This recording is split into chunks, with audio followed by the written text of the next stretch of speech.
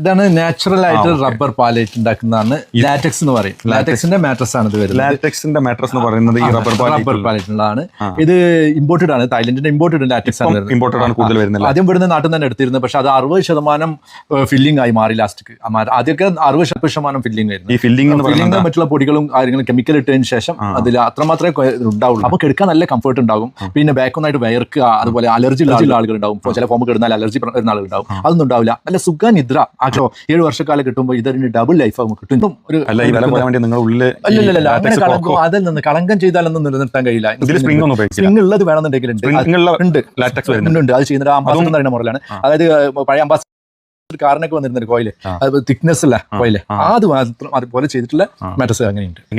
6.5 6 അടി നീളവും 5 അടി വീതിന്റെ റേറ്റ് ആണ് ഞാൻ നേരത്തെ പറഞ്ഞത്, 22,500. നേരെ മറിച്ച് അത് അതൊരു അതേ സാധനം ബ്രാൻഡ് നെയിം എനിക്ക് പറയാൻ പറ്റാത്തതുകൊണ്ടാണ് ഒരു 60,000 വരെ, 60 മുതൽ മേലേക്കാണ് റേറ്റ് പോകുന്നത്. 60,000 സെയിം സാധനം. കോഴിക്കോടാണ്. കോഴിക്കോട് കല്ലായിൽ കണ്ണഞ്ചേരി എന്ന സ്ഥലത്തുണ്ട്.